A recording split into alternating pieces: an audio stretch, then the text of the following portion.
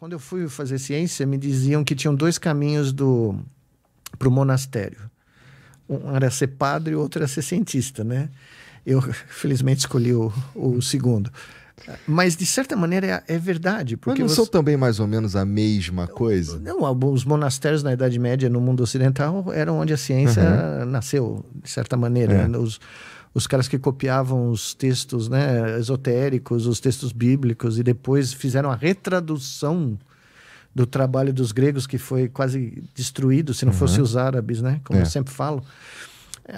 De certa maneira, tem certas semelhanças, não todas, algumas. Mas é um trabalho solitário. E eu sempre falava isso para os meus alunos, né? Você realmente quer embarcar nesse barato? Porque tem horas que você vai se sentir o único ser humano no planeta. Porque você vai estar vendo algo que ninguém nunca viu e ninguém vai acreditar que acontece e que você sabe explicar, né? Ou que você tem uma explicação que ninguém nunca ouviu. E mesmo no meio acadêmico, né? Eu me lembro quando eu e o John começamos a mostrar os resultados de 50, 100, 200 neurônios simultaneamente, os caras olhavam para nós e falavam, imagine, que é isso? Como assim? Tá inventando. Sorte que não tinha ChatGPT na época. Não tinha, a sorte foi essa, né? Porque mudou tudo. Mudou toda a visão de como a coisa tinha que acontecer. Hoje em dia ninguém fala de um neurônio só, registrar um neurônio só, né? Mas foi muito solitário. Imagino. Bom, vamos ver aqui o que os caras têm pra nós aqui. Se eles não estiverem dormindo já, né? Não, tá maluco, ó. Olha esse daqui. Sim. É de áudio aqui? É de áudio. Então tem que avisar pra ligar ali. Desculpa então. Então tem que ligar ali, o cara vai ligar a caixa ali. Esses áudios são o que mais me assusta. Não, relaxa porque essa daqui pelo menos parece o ET. Interessante. Vamos lá. Família, é o seguinte, ó, perguntas que vocês mandarem aqui, que vocês estão fazendo propaganda de alguma coisa, a gente vai pular, tá bom? E aí, ou seja, eu tô olhando aqui, tô olhando para selecionar com cuidado, então eu posso errar, mas vamos lá. Marcelo Ferreira mandou R$50. Olá, professor. Como vê a intersecção entre IA e neurociência? Sou entusiasta das duas áreas e gostaria de saber sobre aplicações e oportunidades de pesquisa, como na neuroengenharia. Bom, essa intersecção já existe há muito tempo, né? Eu sempre falo isso. O nosso laboratório na Duke, nos anos 90, começo dos anos 90, foi um dos 2 primeiros laboratórios. Havia um outro laboratório na costa oeste americana, mas foi quase ao mesmo tempo, onde a gente usou redes neurais artificiais, que eram, na época, muito diferentes dessas aqui. Só tinha uma camada intermediária, não milhares de camadas intermediárias, para analisar padrões espaço-temporais da atividade elétrica do cérebro de animais. A gente literalmente conectou o output dos eletrodos que a gente usava para estudar, né, esses padrões em ratos. No estudo foi feito em ratos, o primeiro deles. E a gente conectou para ver se a gente conseguia, por exemplo, se eu encostasse num pedaço, numa região da face do bichinho, saber detalhes desse estímulo tátil que eu dava. E a gente começou a obter essa informação lendo algo em torno de 50 neurônios. Mas eram padrões extremamente complexos que de você olhar no padrão você não conseguia interpretar. Então nós começamos a usar e fizemos essa fusão que na realidade, a origem do conceito da interface cérebro-máquina. Mais tarde a gente descobriu que a gente poderia usar vários algoritmos para fazer isso. Mas o primeiro estudo que mostrou que havia futuro em ler a atividade cerebral em tempo real foi esse. Foi feito com o Chris Stumbaugh, que era um aluno de engenharia biomédica, que depois foi ser advogado. Eu não entendia absolutamente nada da carreira dele, mas ele era muito bom. E eu tinha lido muito sobre redes neurais artificiais aqui no meu doutorado. E o Chris era um grande programador na época. E eu falei, olha, vamos programar essa rede simples. E funcionou. E foi o paper mais importante da carreira dele, inclusive. Anos depois, a gente começou a usar isso em macacos e depois em seres humanos para, literalmente, com milhares de neurônios, ou pelo menos centenas de neurônios, tentar decodificar o que a gente falou no começo aqui. Quando é que o animal ia começar a mover o braço e para onde ele ia mover. Então, a gente conseguia ter o resultado saindo na tela do nosso computador antes que o bicho movesse o braço. Então, a gente sabia para onde ele ia se mover, né?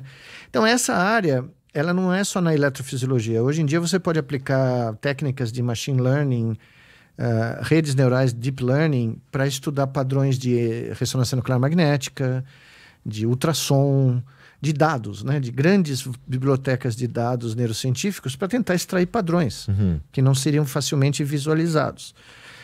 Inclusive, eu tenho lido muito ultimamente, porque é uma ideia que eu tenho há muito tempo, que agora eu acho que talvez no próximo paper que a gente vai publicar, a gente tenha uma evidência muito, muito forte disso, de usar isso para medir a idade cerebral e comparar a idade cerebral com a idade cronológica, para ver se o cérebro está envelhecendo mais rápido ou não.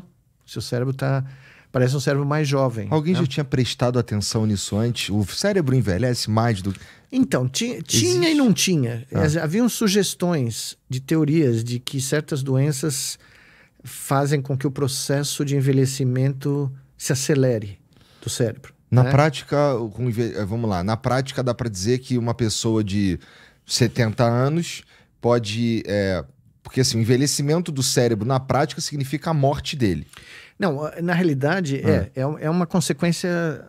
É uma das consequências. Por exemplo, a idade é um fator de risco para uma série de doenças neurodegenerativas. Tá. Quanto mais você viver, né, mais você... Então, países que têm populações onde a pirâmide demográfica está sendo invertida e tem uma população muito mais idosa, na Ásia, por exemplo, o fator de risco maior para Alzheimer, Parkinson, várias doenças, é a idade. E a minha questão, ela é a seguinte: será que é possível você fazer algo para que a idade cerebral ou acompanhe continuamente o envelhecimento natural, ou você tenha, inclusive, um cérebro que envelhece mais devagar do que a sua idade cronológica? Essa era uma pergunta que eu tinha teoricamente, né? E eu não posso contar ainda, porque o paper está para ser submetido, mas nós descobrimos que uma patologia que ninguém associava provavelmente demonstra essa possibilidade de doenças acelerarem, elas literalmente sequestrarem o processo de envelhecimento e acelerarem a bioquímica, a genética disso, de tal sorte que quando você olha no cérebro desse paciente, o cérebro dele parece muito mais idoso do que a idade real dele. E aí a pergunta fica: será possível você detectar isso no começo? Muito mais idoso, estamos falando de, sei lá, que diferença? 10 anos de diferença? Para você ter uma ideia, um artigo recente mostrou que com um cérebro que era 5 anos mais, em média, mais, isso é a população, né? Não é um indivíduo só. 5 anos, se eu não me engano, mais idoso do que a idade cronológica da população, tinha um fator de 6% de risco de mortalidade aumentada. É um estudo populacional. Mas não é o estudo que eu fiz, é um estudo diferente, tá? Mas isso é muito interessante, porque, para pensar, se você começa a usar agora técnicas terapêuticas, neuroreabilitação, você vai poder medir a efetividade para ver se a idade do seu cérebro agora se aproximou da idade cronológica real ou ficou mais jovem. Tá? Pois é, dá para ficar... Teoricamente. Teoricamente. Entendi. Então, qual uma coisa que eu descobri ao longo desse trabalho, que eu falei aqui na última vez que a gente conversou, da relevância do exercício físico, né? A gente normalmente não associa saúde cerebral com quantos quilômetros você anda, mas no momento que a gente caiu das árvores e ou foi expulso das árvores, né, pela dona da árvore, né, chutou, nós tivemos que nos virar. Tivemos que escapar de predadores, tivemos que achar comida, tivemos que caçar. Ou seja, nós tivemos que aumentar dramaticamente o número de quilômetros que nós tínhamos que percorrer ao longo do dia. Então, tem autores que associam as alterações da evolução dos membros inferiores de primatas com o crescimento cerebral. Ou seja, o cérebro cresceu para adaptar, para oferecer controle neural para membros mais longos, mais resistentes, com musculatura mais resistente, para a gente poder sobreviver no aberto da savana africana, que é algo super interessante, né? Sim. Significa que a gente bom, claro que de uma maneira bem superficial, pelo menos para mim, assim, o que eu vou falar, né? A gente ficou cabeçudo, capaz de inventar coisas como a inteligência artificial, porque a gente precisava sair correndo de leão. Porque a gente precisava jogar bola com o leão, né? E precisava chegar na linha de fundo antes dele, o que não é trivial, né? Interessante. Então, essa mudança do habitat... Veja só, essa mudança do habitat da copa das árvores para a savana mudou tudo. Mudou o contexto completo da biologia. Né? E a natureza... O que é a natureza? O processo de seleção natural estava tentando otimizar a chance de alguém passar o DNA para frente. Os caras que passaram o DNA para frente são os caras que conseguiam correr do leão ou corriam atrás dos bichos que eles caçavam. E eram bem-sucedidos. Né? Porque no fim eram esses que sobreviviam. Foram esses que sobreviviam, eram esses que conseguiam se reproduzir. Então, o processo de seleção para o cérebro que nós temos é muito complicado. São múltiplos fatores que contribuíram para essa explosão de 1 milhão de anos atrás, mais ou menos, para formar o cérebro que nós temos hoje. E é por isso que eu falo. Esses fatores não são matematizáveis. É uma sequência quase infinita. É o que foi chamado a fita da vida. São uma sequência infinita de efeitos aleatórios que, se você rebobinar a fita e soltar a fita de novo, nunca vai ser a mesma música. Tá? O Stephen Jay Gould, que era um grande biólogo evolucionista da Harvard, que morreu há uns 20 anos atrás, mas era um cara que eu conheci. Inclusive, fui em uma palestra dele, conversei com ele rapidamente. Ele dizia o seguinte, e é não computável, né? Ele falava assim, a evolução pode ser descrita pela fita da vida, the tape of life. Se você rebobinar essa fita, né, rebobinar a fita desde o começo e soltá-la de novo, nós não estaríamos aqui. A chance é nula. Porque seriam... A chance de repetir infinitos passos aleatórios é nula. E ninguém consegue algoritmizar o processo de seleção natural. É tão aleatório que é exatamente esse monte de aleatoriedade que me aproxima da ideia da existência de Deus. Aí nós temos que chamar ajuda profissional. Aí talvez seja uma pergunta aí. Vamos ver aqui. Graças ao Big Bang, né? Graças ao Big Bang. Essa tem 2 chavões que eu mergulho profundamente. O Oscar Ulisses, que veio aqui uma vez comigo, lembra? Com a Pétrea. O Oscar Ulisses, eu era comentarista extraoficial da Rádio Globo. Quando chegava aos Estados Unidos, tinha jogo do Palmeiras, ele me chamava para ser comentarista do jogo, tá? E eu criei a expressão que ele usa até hoje, ele não paga copyright, se ele estiver ouvindo, ele não paga copyright, eu vou cobrar, que é escanteio perigosíssimo pro Palmeiras. Porque nenhum escanteio é perigosíssimo, mas enfim. E a outra foi que eu fui demitido no ar, porque num jogo com o São Paulo, houve uma falta na meia-lua, e tinha um comentarista oficial sério, né, tal, eu tô tentando lembrar quem era, e o Oscar vira pra mim no ar. E aí, Miguel, o que você acha? Eu falei, pênalti? Mas claro, é óbvio, pênalti.